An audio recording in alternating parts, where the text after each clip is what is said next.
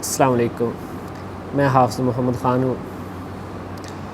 آج میں آپ لوگوں سے کچھ دل کی باتیں کرنا چاہتا ہوں، کچھ آپ لوگوں کے سوالات کرنا چاہتا ہوں، کچھ اپنی فیلنگز بتانا چاہتا ہوں،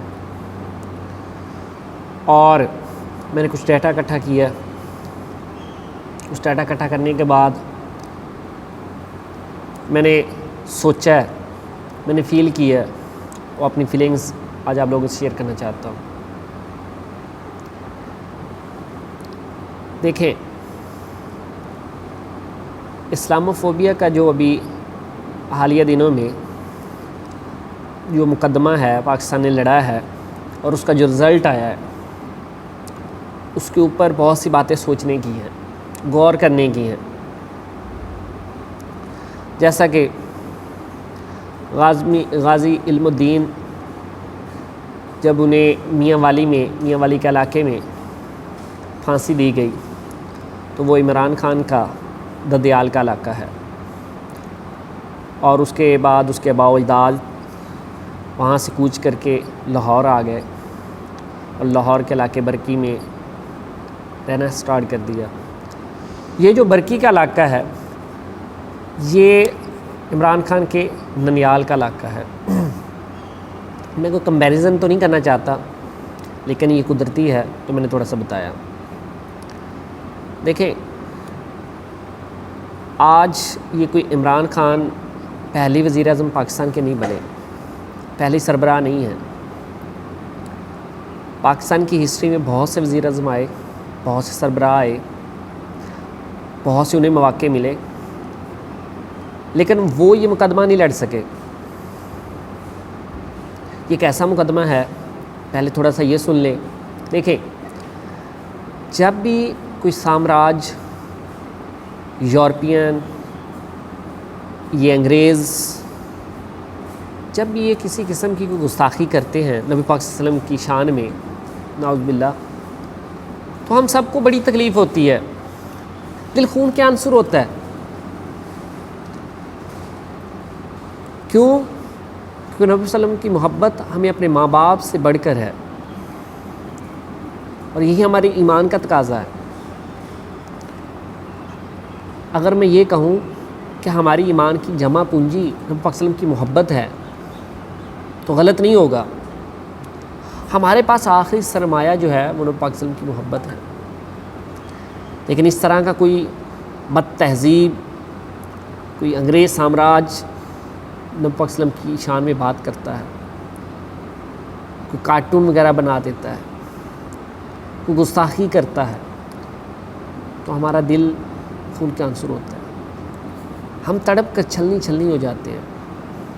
لیکن ہم کیا کر سکتے ہیں سوائے مزاحمت کرنے کے؟ کچھ بھی نہیں کر سکتے۔ وہ شاید پاکستانیوں سے باہر آواز نہیں نکلتی، ہر کوئی اپنے دائرہ کار کے مطابق آواز اٹھاتا ہے۔ کوئی ایک تحریک ہے، اس کا سربراہ ہے، تو وہ جلوس نکالے گا، دھرنا دے گا۔ کوئی مفتی ہے تو فتویٰ جاری کرے گا، کوئی مولوی ہے تو وہ خطبہ میں بیان کرے گا۔ لیکن یہ سارے باوجود، اس سب کرنے کے باوجود، انگریزوں اور ان سامراجوں کے کانوں سے ہماری باتیں قریب سے بھی نہیں گزرتی۔ دماغ میں تو بعد کی بات ہے جانا، بلکہ ہمارے اس ری ایکشن پہ وہ اور سے اور گستاخی کرتے ہیں، اور سے اور گستاخی کرتے ہیں۔ پھر ہماری برداشت سے سب کچھ باہر ہوتا چلا جاتا ہے۔ جب ہم کسی علماء کرام کی تقریریں سنتے ہیں، جب ہم جلسے جلوسوں میں جاتے ہیں، ہم فتوے سنتے ہیں، ہمارے دلوں کو سکون تو آ سکتا ہے کچھ ٹائم کے لیے، لیکن ہماری تڑپنا دور نہیں ہو سکتا جب تک سب کچھ ختم نہ ہو جائے۔ تو ایسے میں کوئی ایک لیڈر چاہیے تھا، ایسے میں کوئی ایک ایسا شخص چاہیے تھا جو یہ سب کچھ ختم کرا دے، عالمی فورم پہ جا کے آواز اٹھائے، ہم سب مسلمانوں کی آواز بنے، ہم سب مسلمانوں کی جو دل کی بات ہے وہ سب کے سامنے رکھے۔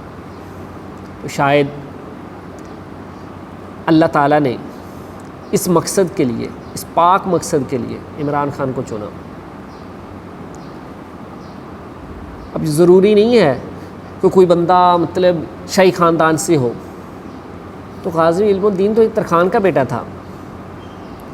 تو جب غازی علم الدین کا جنازہ لایا گیا لاہور کے علاقے میں، تو جو علامہ اقبال اور باقی صوفی بزرگان نے اس کا جنازہ نیچے رکھا، پردہ ہٹایا، تو پھر جب علامہ اقبال نے دیکھا تو اس کے بے ساختہ آواز میں کچھ الفاظ نکلے، بے ساختہ آواز میں، بے ساختہ ہو کر انہوں نے کچھ الفاظ کہے تھے جو ہسٹری میں لکھے گئے. کیا کہے تھے؟ کہ ایک ترخان کا بیٹا ہم سب پر بازی لے گیا. شاید اللہ تعالیٰ نے ایک کرکٹر کو، اس کو بازی لینے کا بازی نصیب فرمائی. یہ وہی کرکٹر ہے جو انہی یورپی ممالک میں رہا ہے، انہی کے ساتھ ان کی زیادہ زندگی گزری ہے. وہی یورپی لڑکیاں بہت زیادہ ان پر فدا بھی تھی، لیکن ان سب میں زندگی گزارنے کے باوجود اس نے ان کی آنکھوں میں آنکھیں ڈال کر ڈٹ کر مقابلہ کیا اسلام کے اوپر. صرف مقابلہ نہیں کیا، مقدمہ جتوا کر دیا. اللہ تعالیٰ نے عمران خان کو چنا. نبی پاک صلی اللہ علیہ وسلم کی شان آن کے لیے کسی کو بھی چن سکتے تھے، شاید اللہ پاک نے پسند کیا عمران خان کو اس پاک مقصد کے لیے. اور پھر اس عمران خان نے اس عالمی فورم پر جا کر جو تقریر کی، جو لوگوں کو بات سمجھائی، جس وے سے سمجھائی، شاید یہ کسی اور کی ہمت نہیں ہوئی آج تک، شاید نہ ہوتی کبھی بھی. صرف پاکستان وہاں نہیں تھا، بہت سے اسلامی ممالک تھے، 57 اسلامی ممالک وہاں پہ موجود تھے. ترکی بھی موجود تھا، سعودی عربیہ بھی موجود تھا، UAE بھی موجود تھا. کہ کسی کی زبان سے ایک لفظ بھی نکلا؟ اللہ تعالیٰ نے یہ عمران خان کو ہی چننا تھا، عمران خان کی ہی زبان سے آواز نکالنی تھی. اللہ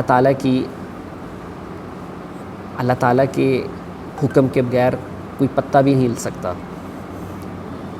اس کا صاف مطلب کیا ہے کہ عمران خان کو اللہ تعالیٰ اقتدار میں لے کر آئے، عالمی فورم پر لے کر گئے اور سب مسلمانوں کی ہم آواز بنایا، اور اس نے وہ کر دکھایا جس سے ہمارے دلوں کو سکون، تسکین ملی.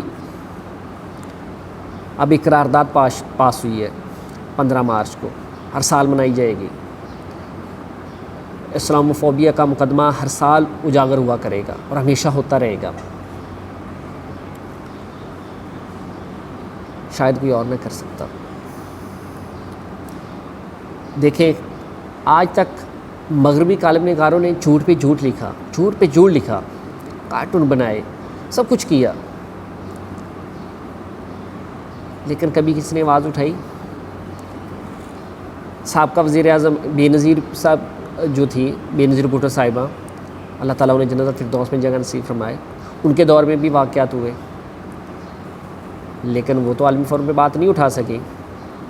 نواز شریف کے دور میں بھی یہ واقعات ہوئے، نواز شریف تو وہاں پہ یا اس کی ٹیم تو وہاں پہ آواز نہیں اٹھا سکی. زرداری کے دور میں بھی یہ واقعات ہوئے، وہ تو آواز نہیں اٹھا سکے. اب پتہ نہیں وہ جان بوجھ کر آواز نہیں اٹھا سکے یا اللہ تعالیٰ کی طرف سے انہیں نصیب نہیں ہوا،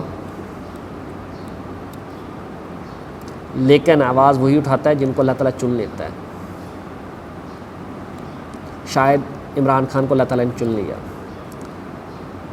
حکومتیں سب کی آئی، عمران خان کی طرح کسی نے رحمت للعالمین صلی اللہ علیہ وسلم تنظیم بنائی تاکہ مسلمان اور پاکستانی بچوں کو اسلام سکھایا جا سکے، سیرت سکھائی جا سکے؟ نہیں.